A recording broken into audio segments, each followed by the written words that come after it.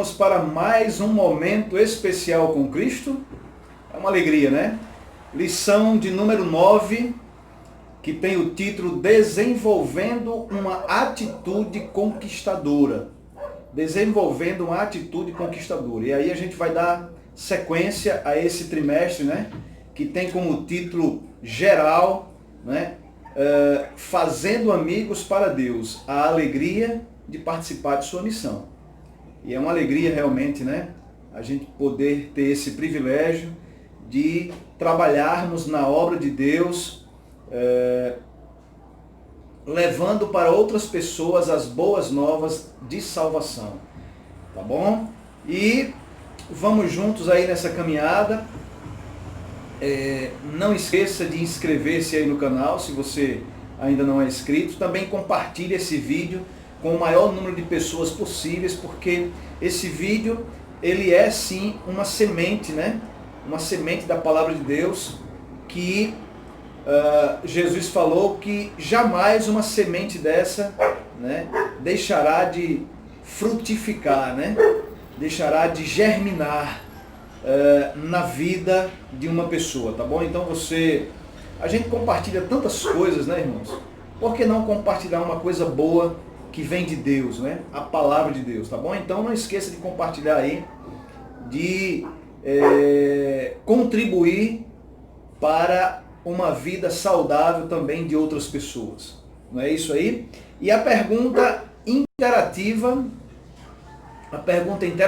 dessa semana, do estudo número 9, é a seguinte: qual é o método bíblico infalível de se pregar o Evangelho? A Bíblia diz? Diz. Né? Será que na Bíblia está dizendo qual é o melhor método? Ou, né? São vários métodos, né? Excelentes, né? Mas eu quero compartilhar com vocês qual é o método infalível bíblico de se pregar o Evangelho. Um método infalível. Está na Bíblia, e em algum momento desse vídeo a gente vai mostrar aí para você, tá certo? E vamos juntos aí em mais essa viagem, né, pelo universo bíblico, tá bom? Eu convido você, faça também a sua oração e vamos pedir aí que rode a vinheta para a gente começar aí o nosso estudo de hoje, tá bom?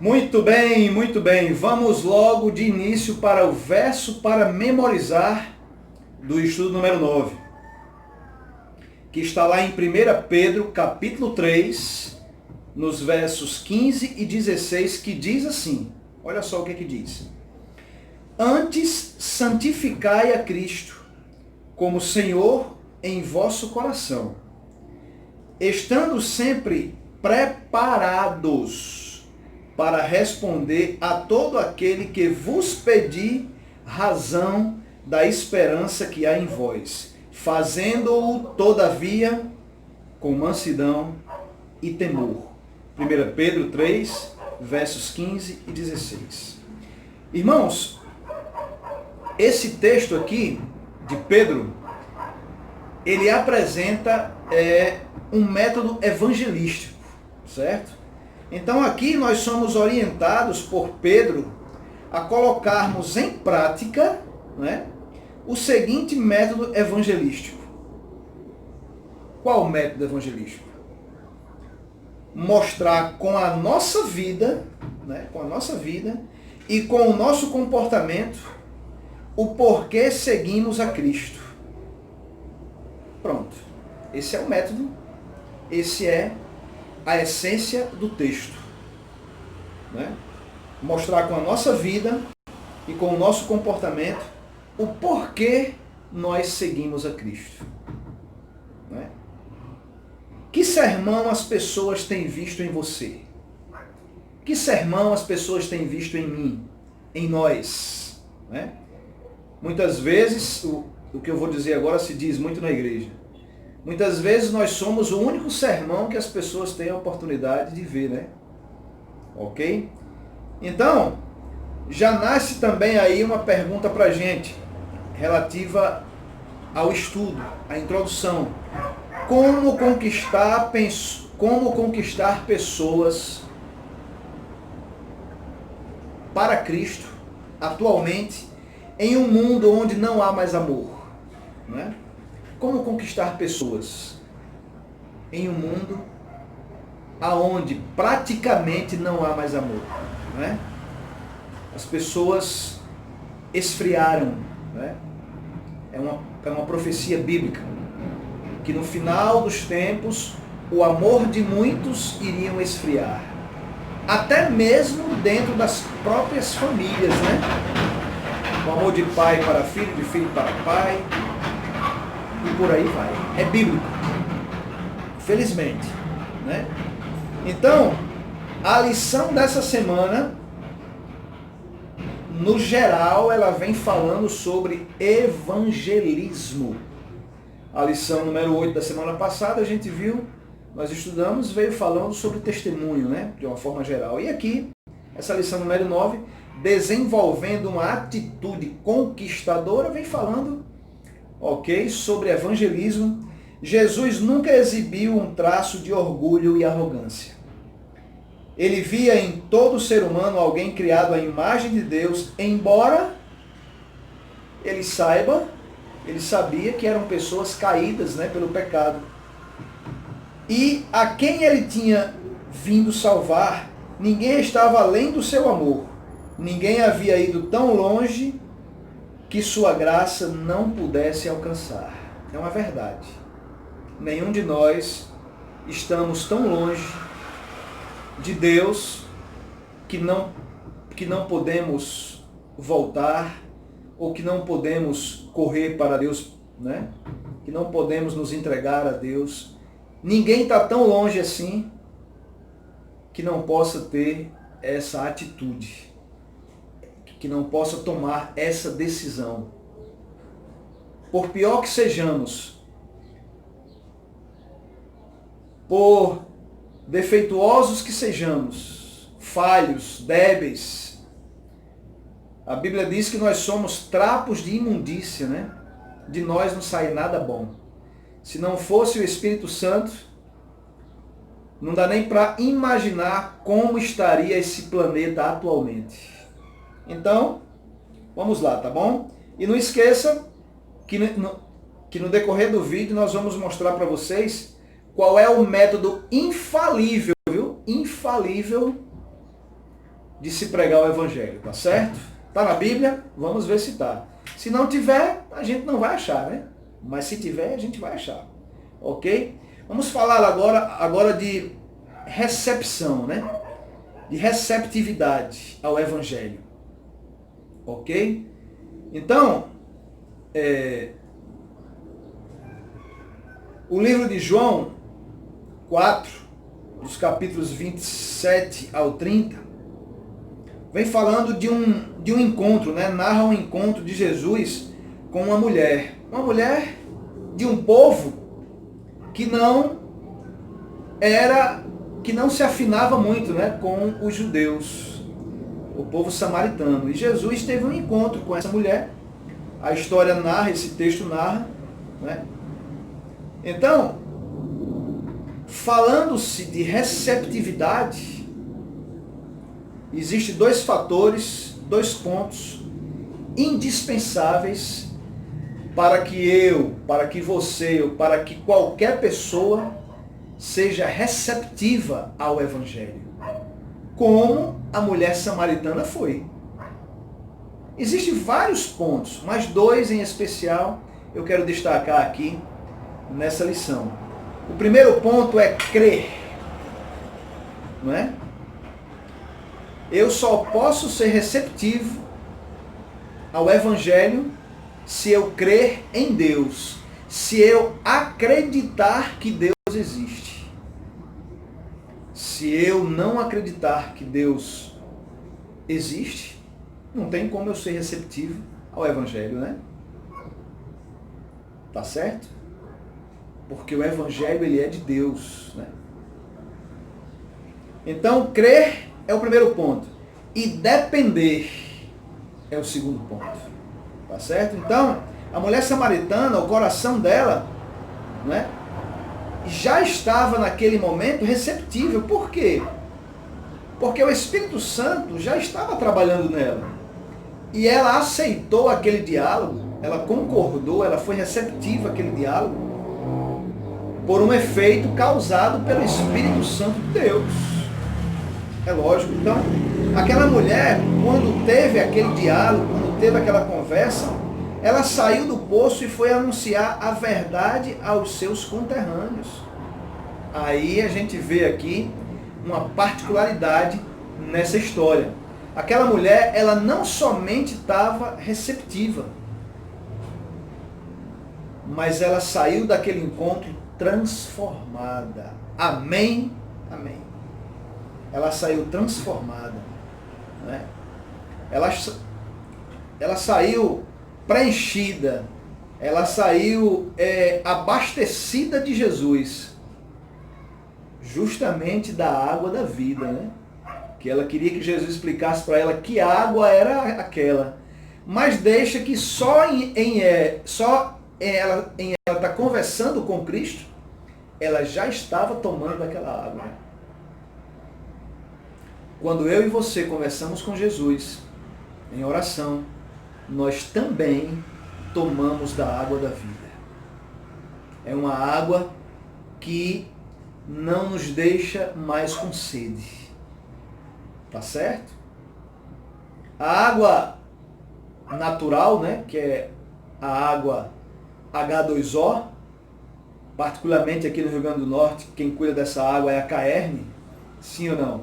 Essa água a gente toma, faz muito bem, mas aí a gente volta a sentir o quê? Sede, né? A água da vida, que é Cristo, também é o pão da vida. Essa água a gente não sente mais sede. Nós ficamos abastecidos constantemente. O último lugar no qual os discípulos esperavam encontrar pessoas receptivas ao Evangelho era em Samaria. Por quê? Porque existia ali uma rivalidade, né? Rixas existia entre os judeus e os samaritanos. Tá certo? Mas Jesus, ele não enxerga da forma que os discípulos enxergavam. Ele não via daquela forma, né? Jesus via o que os discípulos não conseguiam ver. Do mesmo jeito é hoje. Às vezes, a gente pede uma coisa a Deus, a gente ora a Deus, querendo aquilo. Então, como nós não temos o poder, não é? O poder sobrenatural que Deus tem, aí a gente acha que estamos pedindo certo. Aí Deus não concede aquilo porque Ele está vendo que não vai nos fazer bem. Então, para ele, era necessário passar por Samaria porque o Espírito Santo, olha só, o convenceu de que havia corações receptivos naquele lugar. Aí eu pergunto para você, se o Espírito Santo convenceu Jesus que havia corações receptivos naquele lugar, quem tornou aqueles corações receptivos ali naquele lugar? O Espírito Santo. Tranquilo? Quando nossos olhos são ungidos pelo Senhor, vemos possibilidades onde outros veem dificuldades. Né? Vemos uma rica colheita de pessoas para o reino de Deus, onde outras veem apenas campos improdutivos. Falando nisso, não há nada mais importante, não há nada mais singular que nós fazemos aqui nesse mundo, nesse período que estamos passando aqui, do que trabalhar para o reino de Deus. Não há nada mais valioso do que isso. Quando nós fecharmos os nossos olhos aqui nessa terra, se isso acontecer antes da volta de Jesus e nós chegarmos a morrermos em Cristo, a única coisa de valor que nós poderemos levar é somente aquilo que fizemos em prol do reino de Deus. Meus queridos, que você seja cristão, que você não seja cristão, acredite no que eu estou dizendo. Nada mais, absolutamente nada mais, fora do que isso, será positivo. Nada. Você pode ser o que você for. Você pode ter a capacidade que tiver. Você pode ter o nível acadêmico que você tiver. Você pode ter a conta bancária, os bens que você tiver. Tudo que você tiver. Mas quando você chegar a fechar os olhos, a única coisa que você vai levar daqui, positiva, é se você fez algo em prol do reino de Deus. Somente isso aí. Ah, irmão, mas eu não sou cristão e você está dizendo isso baseado em quê? Aí eu te digo, na Bíblia. E aí, como a Bíblia é a nossa única regra de prática e fé, é nela que eu creio. Tá bom assim? Ela é o nosso manual da vida. Ah, irmão, mas por quê? Ah, aí já é um outro estudo. Aí você precisa entrar em contato conosco aí, por esse número que está aí, e eu terei o maior prazer em explicar o porquê que eu creio na Bíblia. Por que você crê na Bíblia? É porque alguém falou? É a sua mãe que falou? É o seu pai? É os seus irmãos? Seus amigos? É a esposa? Não. Nada disso. Os motivos pelos quais eu creio na Bíblia, eu só posso te falar quando eu tiver tempo. Tá certo? Bastante tempo para você entender o porquê se crê na Bíblia. Então, a gente crê na Bíblia não porque alguém falou, quis ou pediu. Não, é isso não. Existe razão. Tá certo? É mesmo, irmão? É. Existe razão. E só estudando para você entender. Tranquilo? Então vamos voltar aqui para o contexto da lição. Então Jesus, ele via dessa forma, ele via o que os discípulos não viam, né? Então, nós não temos poder para entrar em todos os lugares. Temos? Não. Tem lugares que nós não podemos entrar. Mas o Evangelho, ele entra em todos os lugares. Ele entra nos lugares prováveis e ele entra nos lugares improváveis. O Evangelho. Ele tem esse poder. Isso está provado? Tá. Como? Aí é outra coisa que eu preciso explicar para você, que está provado. Está provado no próprio Evangelho e está provado na história da humanidade. Tudo registrado. Que o Evangelho, ele tem o poder de entrar em todos os lugares. Nós não. Tranquilo? Então Jesus sabia disso. Qual foi o resultado do ministério de Jesus em Samaria? As pessoas acabaram ouvindo o Evangelho com atenção e muitos se converteram. Ok? A dramática conversão da samaritana impactou dezenas de pessoas. Nem sempre veremos resultados de nosso testemunho, mas quando plantamos sementes em corações receptivos, elas produzirão uma colheita, repito, para a glória de Deus. Não é para a nossa glória. Tudo aquilo que nós fazemos na obra não é para a nossa glória. É para a glória de Deus. Então, no reino de Deus é diferente aí do mundo aí fora. Não é? No reino de Deus, tudo que se faz é para... No reino de Deus, tudo que se faz é para a glória de Deus. Aí fora, no mundo, né, que a gente chama assim, tudo que se faz é para a glória do homem. Cada um quer chamar mais atenção. Cada um quer é puxar, agora eu vou falar aquele ditado popular. Cada um aí no mundo quer puxar a sardinha pro seu lado, né? No reino de Deus, não. No reino de Deus, toda glória é para o Senhor. Amém? Vamos avançando aí. Irmãos, levando em conta que o ser humano, ele já vem, né? Vamos dizer assim, ele já vem de fábrica, né? O ser humano já vem de fábrica, né? Com uma carência. Ele já vem com uma carência de natureza.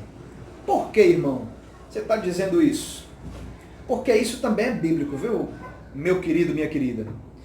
Então, o ser humano, aquele bebezinho, quando nasce, ele não nasce um pecador, mas ele é fruto do pecado. Então, ele já vem com o vírus. Isso acontece com todos os seres humanos. Entenda, não estou dizendo para você que um bebezinho é pecador, né? Por isso que existem alguns batismos aí que são batismos falsos, né? Não são batismos bíblicos. Por exemplo, batizar uma criança é um batismo blasfemo, né? Porque uma criança, ela não sabe ainda dizer que crê em Deus. Ela não tem como fazer escolha. Se você perguntar para um bebê se ele crê em Deus, ele vai responder o que para você? Ou para quem está batizando ele? Ele não vai responder nada, ele é um bebê.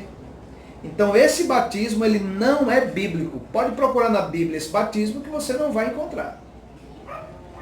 O batismo bíblico, né, é aquele batismo que o ser humano deve participar dessa cerimônia quando ele já tem ainda, quando ele chega à sua fase, que ele passa a ter noção, né? Ele tem uma noção das coisas. Ele já tem aquele poder de escolha. Aí sim. Tranquilo? Então o ser humano já nasce com essa carência de natureza, né? Então, nós precisamos ser agradáveis uns com os outros. Nós temos que ter atitudes agradáveis uns com os outros para que a gente possa ter acesso uns aos outros. Então, a cada dia nós precisamos de mudar as nossas atitudes, né? Porque na juventude nós somos aprendizes, na fase adulta aprendizes e na fase idosa aprendizes. Então sempre nós vamos ser aprendizes. Agora, é claro que de acordo com a idade, uns vão ter mais maturidade do que outros, né? Então, eu vou fazer 52 anos, então a forma que eu trato hoje as pessoas não é a mesma forma que eu tratava as pessoas com 15 anos de idade, vamos dizer assim. Eu também não estou dizendo que é muito diferente, eu estou dizendo que hoje eu tenho mais sensibilidade, mais maturidade, mais experiência, né, de tratar uma pessoa. Se Deus permitir que eu viva mais alguns anos, vamos supor aí, se eu chegar aos 90, né? Se eu chegar aos 90, eu vou ter mais maturidade ainda. E assim sucessivamente. É uma regra, né? É o ciclo da vida. Então esse título aqui, mudança de atitude, nossas atitudes muitas vezes determinam nossa capacidade de influenciar os outros. Sim ou não? Sim, é verdade. Depende muito, né? O jeito de olhar, o jeito de abordar, o jeito de acolher, o jeito de ouvir, de explicar, tudo isso influencia, não é? Em contraste com isso, uma atitude positiva e uma crença nas pessoas as atraem para nós. Atraem, né? Isso cria um vínculo de amizade. Jesus afirmou esse princípio de maneira bela quando disse: já não vos chamo servos, porque o servo não sabe o que faz o seu Senhor, mas tenho-vos chamado amigos. Olha só. Porque tudo quanto ouvi de meu Pai vos tenho dado a conhecer. João 15, né? João 15, 15. Então, apesar de suas fraquezas e erros, os amigos se aceitam e compartilham livremente as alegrias e as tristezas. Tá certo? Você quer uma prova disso? Né? Quantos filhos são loucos aí pela presença dos seus pais, né? Quantos filhos são assim, né? Porque os pais acolhem, os pais oferecem amor, carinho, afeto, né? Oferece ombro, colo, né? De forma equilibrada, né? Não estou falando que agora a gente não vamos confundir amor, né? Não vamos confundir amor com permissão de tudo, né? Não sei se você me entende. Então, como falei no começo, tudo isso são métodos evangelísticos. A forma de lidar com as pessoas, né? Tanto aqui em Mateus 15, 21, 28 e Marcos, esses textos aqui, eles descrevem duas mulheres em circunstâncias amplamente diferentes. Mas Jesus, ele tem contato com elas duas, né? Parece ser duro com uma delas e gentil com a outra. Mas quando a gente vai ler o texto, quando a gente vai estudar esses dois contatos que Jesus teve, com uma mulher cananeia e uma mulher judia, a gente vê que Jesus agiu de acordo com a necessidade de ambas, né?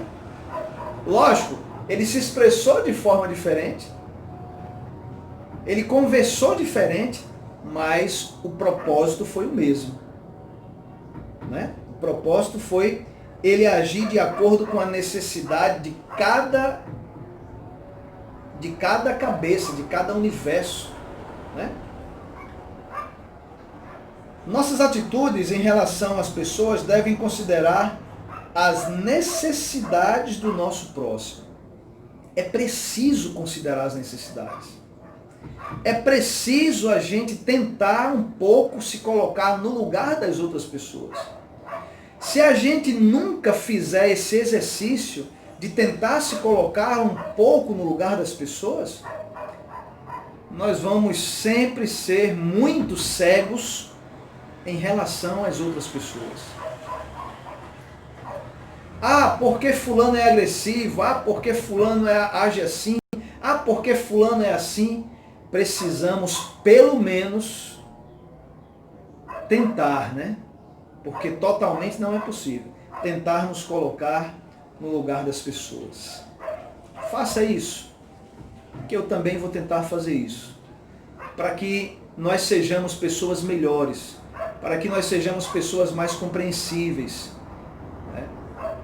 Pessoas mais acolhedoras, e que a gente não atire pedras, né, em alvos que nós não somos autorizados a atirar. Tranquilo aí? Belezinha? Então, adiante aí, né? Mesmo o ser humano sendo adaptável, o ser humano é ou não é adaptável? É. Mesmo o ser humano sendo adaptável, mas ele é também incoerente. Aí eu digo para você que essa incoerência já vem de berço conosco, né? Já vem no pacote aí da natureza carnal que a gente tem, essa incoerência. Ah, eu não sou incoerente. Todos nós somos um pouco incoerentes em algum momento. Uns poucos, outros mais, né? Mas não existe ainda uma máquina para se medir a incoerência, mas que somos incoerentes. Então, a verdade, ela não pode ser negociável, mas pode ser apresentada com sabedoria. E aí a gente chega nesse tópico aqui, apresentando a verdade com amor.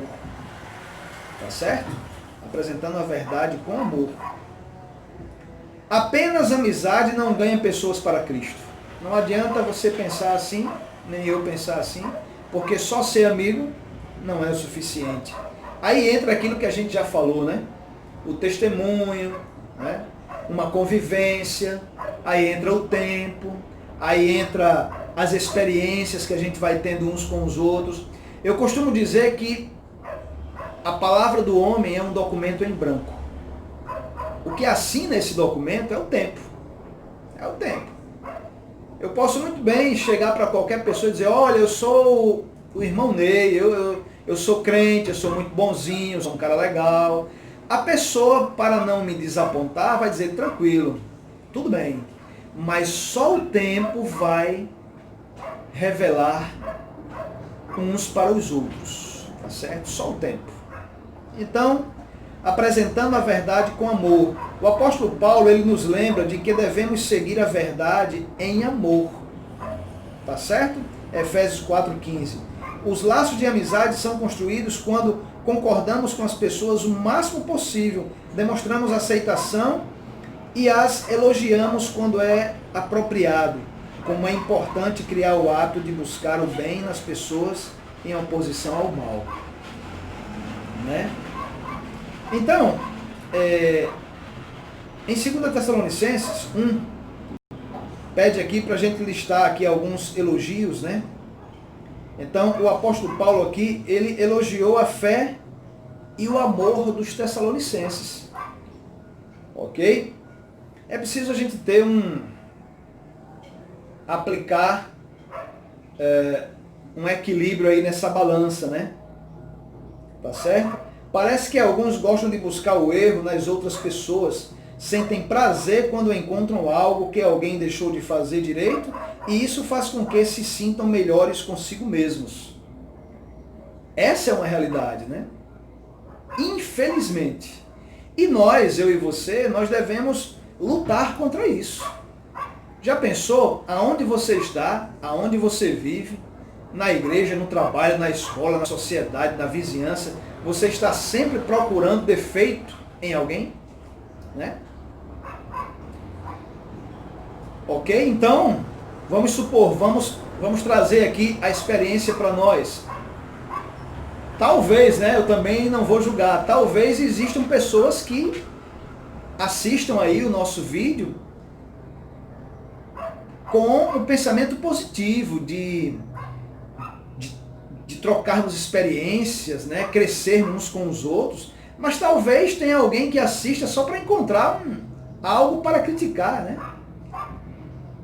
Isso é a incoerência do ser humano, que já faz parte da nossa natureza. Talvez alguém assista aí só com esse objetivo, né? Então, um vídeo como esse, não somente esse, mas todos os vídeos, né, que estão aí nos canais do YouTube, né, nas redes sociais, esses vídeos, eles são vistos com vários olhos, tá bom? Mas vamos fazer o seguinte, vamos procurar ver as coisas, tentar, né, a ver com os olhos de Jesus, né? Todos os pensamentos que você tiver em decorrência direcionado para o nosso próximo, pergunte a Cristo se ele aprova aquilo ali, né? Pergunte o que Jesus faria em seu lugar, como Jesus pensaria, como ele via, né, em seu lugar, tá certo? O apóstolo Paulo fazia o contrário, ele procurava o que era positivo nas igrejas às quais ele ministrava. Certamente ele reprovava o erro e não tolerava o pecado, mas seu foco era edificar as igrejas que havia estabelecido. Aí, irmãos, entra, sabe o quê? As intencionalidades, né? As intenções. Isso é muito importante para Deus, viu? Grave isso aí. As intenções dos seres humanos, elas estão tendo um peso muito grande no atual juízo que nós estamos vivendo. Porque se você não sabia, nós estamos passando nesse momento por um juízo. Tá certo? É o juízo pré-advento. Por que pré-advento? É o juízo que antecede a volta de Jesus. Então, todos os dias, aquilo que você pensa, aquilo que eu penso, aquilo que a gente faz, todas as nossas intenções estão sendo anotadas. Tá certo? Se você quiser saber mais sobre isso na Bíblia, entre em contato conosco, terei o maior prazer em te mostrar, em estudar esse assunto com você. Tranquilo aí? Então nós estamos passando nesse momento pelo juízo investigativo. Vamos à frente aí? Perdão aí, porque de vez em quando a gente sai do contexto, mas é necessário, tá bom? Então, você tem aplicado o mesmo nível de amor que você gostaria de receber? Responda aí com o seu coração. Responda aí com a tua sinceridade. Responda com a sua coerência. É entre você e Deus. Deus não engana a ninguém. E você não pode enganar Deus. Eu também não. Você está oferecendo o mesmo nível de amor para as pessoas que você gostaria de receber? Não vamos muito longe não. Eu gosto muito de dar esse exemplo do lar, de dentro de casa. Você está cuidando, você está amando, você está zelando as pessoas de dentro do seu lar, como você gostaria que elas zelassem por você? O que você acha? É para a gente refletir aí, tá bom? Vamos adiante aí. Nossa aceitação em relação às pessoas deve ser fundamentadas nos princípios bíblicos. Ó, eu devo aceitar as pessoas usando aí os fundamentos bíblicos, né? Mas entenda, isso não pode ser fabricado. Isso tem que ter, para que eu chegue nesse nível, para que você chegue também, a gente tem que ter um relacionamento com Jesus. A gente não pode fabricar isso aí, né? Tá certo? Nós temos que aceitar as pessoas de uma forma que a gente seja orientado pelo Divino Espírito Santo. Então, o fundamento da aceitação. Em Romanos 15:7 diz que, portanto, acolhei-vos uns aos outros. Então, acolher as pessoas, meu querido, minha querida, não é algo opcional. Biblicamente, acolher as pessoas é uma obrigação que a gente tem. O que? É sim. É sim. Nós temos obrigação de acolher as pessoas. Obrigação. Agora não vá confundir o que eu estou lhe falando aqui, viu? Não vá entender que agora você tem a obrigação de acolher qualquer pessoa desconhecida. Não é isso que eu estou te falando, não. Vamos colocar aí o equilíbrio, né? Entendeu? Se nós somos solicitados a ajudar alguém e essa ajuda é possível, nós temos a obrigação, tá certo? De ajudar, de acolher. Ok? E isso aí é no dia a dia. E aí, Romanos 15:7 é que fala isso. Portanto, acolhei-vos uns aos outros. Agora, Efésios 4:32 fala que nós devemos perdoar uns aos outros, assim como Cristo perdoa a gente. Não é mesmo? Você já prestou atenção na oração modelo, que é a oração do Pai Nosso? Que quando a gente está orando, a gente pede para Deus perdoar a gente da mesma forma que a gente perdoa as pessoas? Você já percebeu que a oração diz isso? Então, é algo sério, né? Então, o fundamento da aceitação é o amor de Deus. Então, eu devo aceitar as pessoas pelo fundamento do amor de Deus. Eu devo me basear em Deus. Eu devo me basear no que Deus pede. Eu devo me basear no que Deus me orienta. Por isso que não dá para viver sem a Bíblia. Porque ela é o manual da vida. Você não vai encontrar isso na universidade. Você não vai encontrar isso num livro de medicina, de engenharia. Você não vai encontrar isso nas mesas dos restaurantes. Você não vai encontrar isso em um parque de diversões. É só na Bíblia que você vai encontrar. Tá certo? Qual deve ser então sua atitude em relação às outras pessoas? Eis um conceito difícil de compreender. É muito difícil, né? A aceitação genuína significa que acolhemos as pessoas como elas são, com todos os seus hábitos pecaminosos, porque elas são seres humanos criados à imagem de Deus. Agora, irmãos, vamos entender que esse assunto não é um assunto simples. Não é uma coisa fácil. A vida espiritual, ela não é medida pelo que eu falo. A vida espiritual, ela é medida pelo relacionamento que eu tenho com Deus. E o relacionamento que eu tenho com Deus, só quem pode medir é Ele. Minha esposa não pode. Ah, sua esposa não pode? Não, não pode. Vive comigo ao meu lado, mas não pode. Meu filho não pode. Ah, seu filho não pode? Não, não pode. Nem eu posso medir a deles. Percebeu como isso é muito pessoal?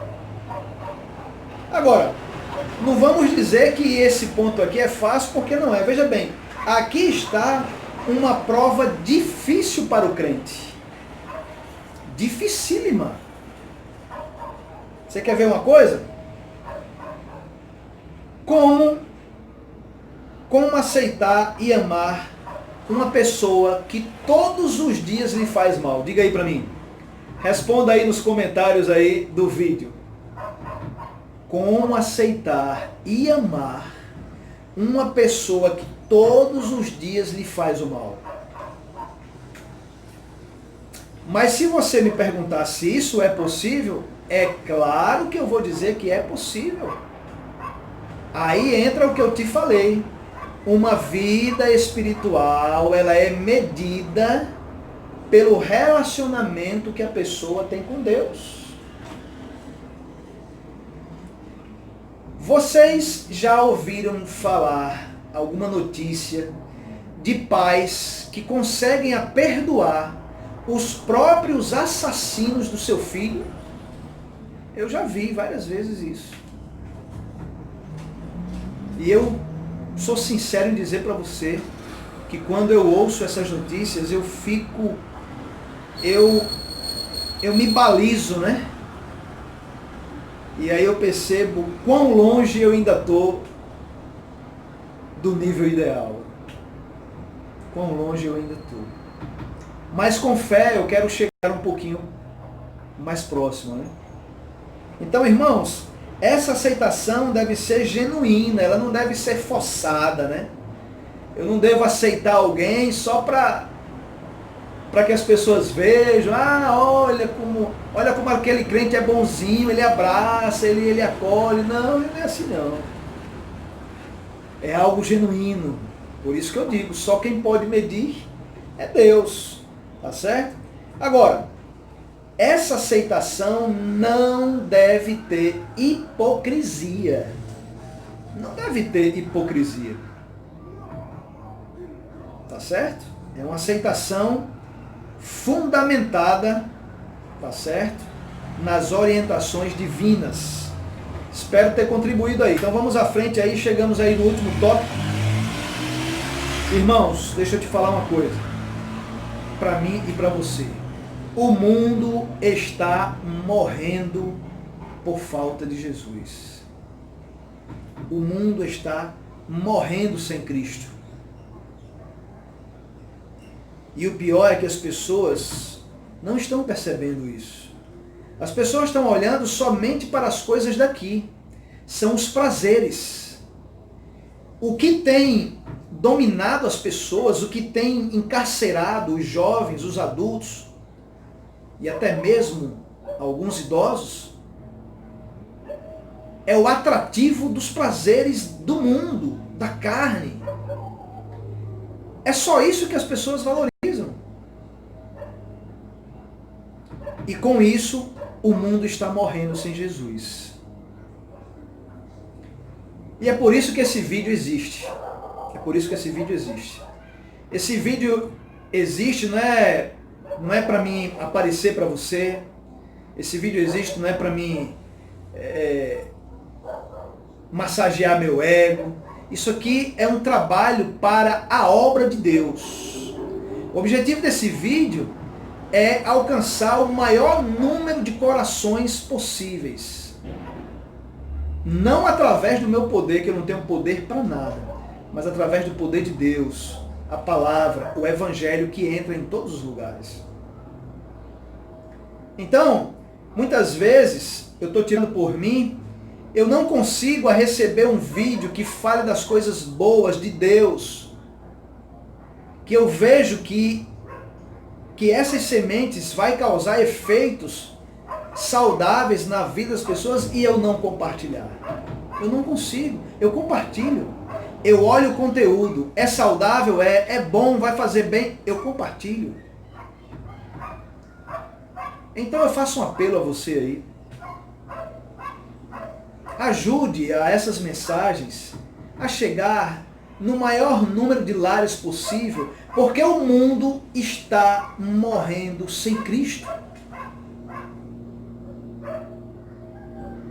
Nesta pandemia, você imagina quantas vidas foram embora sem Cristo? Você imagina? Não, né? Eu também não.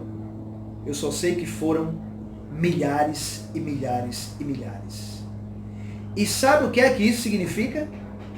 Pessoas que perderam a salvação eterna.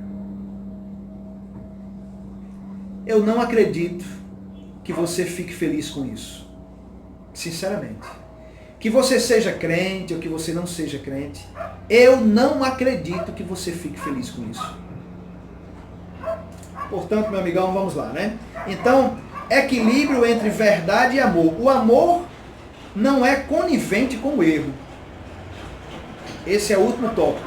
Equilíbrio entre verdade e amor. Então precisamos entender que o amor ele não é conivente com o erro. Uma coisa é eu amar o meu filho, fazer tudo por ele. Ah, olha só aquele pai, né? O filho pediu para ele armar a rede, ele armou. Olha só aquele pai, o filho pediu para ele levar ele não sei aonde, ele foi e levou. Isso é uma coisa. Isso é uma coisa. Agora, o filho chegar a praticar um erro e eu, como pai, passar a mão na cabeça e ser conivente com o erro dele, isso aí não é amor. Isso aí não é amor. Porque o amor não é conivente com o erro. E o amor está ligado à verdade. Sabe por quê? Jesus falou, eu sou o caminho, a verdade. Então a verdade é Jesus também. Jesus é a verdade. E Jesus também é o quê? O amor. Então, esses dois não tem como separar. Estão associados. Jesus não deixou de apresentar a verdade por causa do amor, pois isso não seria amor. O amor sempre busca o melhor para o outro. Não há conflito entre amor e verdade. A verdade apresentada com humildade e bondade é uma declaração de amor. Amém? Jesus disse, eu sou o caminho, a verdade e a vida. Está lá em João 14,6, né? Verso muito conhecido. Ele é o único caminho de salvação, Atos 4,12. A sua graça, pela qual nós somos salvos, né? A sua graça pela qual nós somos salvos, né? Nos salva para que possamos conhecer sua verdade e viver sua vida. A verdade sem amor leva a um legalismo asfixiante, que sufoca a vida espiritual. Ok? Estamos ligados a Cristo. Ah, irmão, quem ama não mente. Não, mas não é assim, calma. Precisamos, para que essa frase tenha sentido, seja verdadeira, a pessoa que usa, né? A pessoa que está dentro desse amor, para ele não mentir, ele tem que estar ligado a Jesus. Porque quantas pessoas dizem aí que amam umas às outras e mentem para elas, né? Mentira é mentira. Às vezes você sai do seu trabalho, né? Aí a esposa liga, pergunta, você está onde? Ah, eu estou aqui ainda, tô acabando de fechar a porta, mas você já está no carro dirigindo. Isso é uma mentira. Nem foi, nem veio, mas foi uma conta grande para tuas costas, apesar disso. Ok? Então, o Senhor nos convida a unir-nos a Ele, compartilhando com atitudes que demonstram aceitação sua mensagem nos últimos dias ao mundo que morre sem Cristo. O mundo está morrendo sem Cristo. E eu quero concluir mostrando para você, tá certo? Qual é o método infalível. Abra sua Bíblia aí em Atos 5:42 para a gente encerrar. Atos 5:42. Atos 5:42. Vou te mostrar na Bíblia qual é o método infalível para se pregar o Evangelho. Existem vários métodos, né, maravilhosos, mas eu quero te mostrar um método super positivo, né? Eficiente. Diz assim, ó: em todos os dias, no templo e de casa em casa, não cessavam de ensinar e de pregar Jesus o Cristo. Esse método é um método que é uma conexão da igreja com as residências. E era um método da igreja primitiva, da igreja apostólica. Que método é esse? Pequenos grupos nos lares. Esse é o método bíblico infalível de se pregar o Evangelho. Esse método não tem como ele não surtir efeito, se ele for aplicado do jeito que a Bíblia nos ensina. Ele é um método infalível. Então, é um dos melhores métodos missionários, tá bom? Então, que o Senhor nos abençoe, que o Senhor continue nos fortalecendo, tá certo? Que nós aprendamos cada vez mais de Cristo e que a graça de Deus nos alcance a cada dia e que haja sempre salvação em nosso meio. Feche seus olhos, vamos orar ao nosso Deus. Pai de amor, grandioso és tu acima de todas as coisas. Quero te pedir bênçãos para esse homem, essa mulher, esse jovem, essa criança, esse adulto, esse senhor, essa senhora, que todos que chegaram até esse vídeo, essas imagens, esse áudio, que possam ter sentido o encontro verdadeiro com Jesus. Abençoa cada um deles, os seus lares, os seus sonhos, que cada um dos nossos sonhos sejam também sonhos aonde Jesus esteja incluído, tá bom? Fica na paz, nos dá a tua paz também, ó Deus, nos salva, nos abençoa e continua providenciando meios para que a gente possa continuar vivos espiritualmente, esperando a tua volta. Em nome de Jesus, amém. Aquele abraço.